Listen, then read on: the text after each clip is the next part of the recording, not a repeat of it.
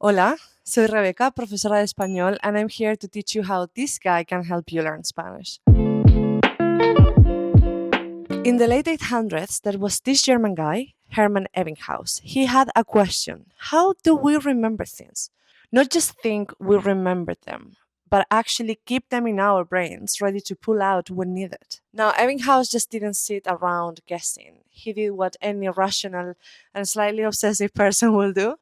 He used himself as a guinea pig. He made up a bunch of nonsense syllables, words that meant nothing. Bock, dax, with, mop. Why nonsense?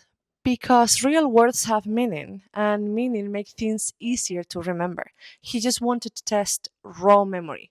No tricks, no shortcuts. So he sat down and started memorizing. First, to get just 12 syllables locked in, he had to repeat them 30 to 50 times over and over until they stuck. But then he noticed something. If he took a break, an hour a day, and he came back, most of what he memorized had disappeared.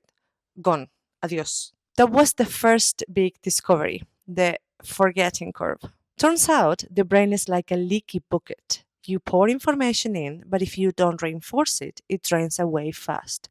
The first hour, nearly half gone. The next day, only about 30% left.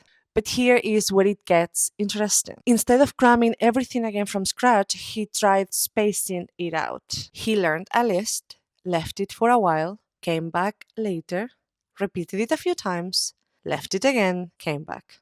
And suddenly, boom. The number of repetitions he needed to relearn the list dropped in half. Half the effort, half the time, better results. This was incredible, increíble. Esto era increíble. It meant that instead of jamming knowledge into your brain all at once, you had to remind it at the right times. Un poco hoy, un poco mañana y un poco la próxima semana. And that was 10 times more effective than cramming.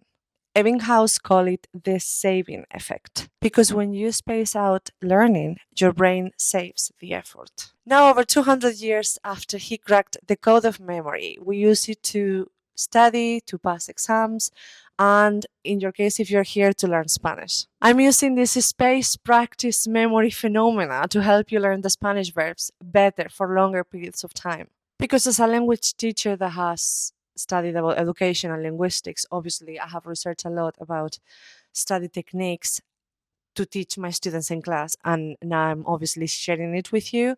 And so far I have found out that what works better is práctica en bloque or practice in blocks is not better than práctica entrelazada or interleaved practice. For example, let's think of you studying A and reviewing A today. Tomorrow you are studying B and reviewing B. And in 2 days, you're studying C and reviewing C. You are not interleaving or mixing knowledge, verbs in this case. Today, you study a little bit of A, a little bit of B, and a little bit of C.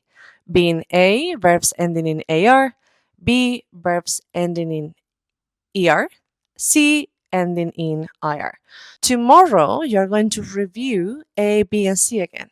And it could happen like you are reviewing or trying to remember A, any of these flashcards in the A pile. If you remember it, you can remove it from the pile.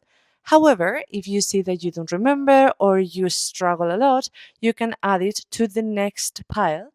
So you keep it for the next day and you really reinforce it for a third time.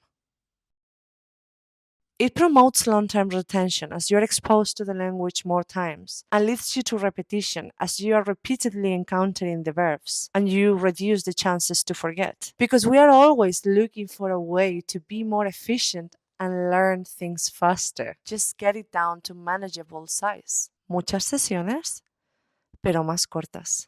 So, muchas gracias, Boc, Dax, with, y Mop. Y gracias a ti for watching. Adiós.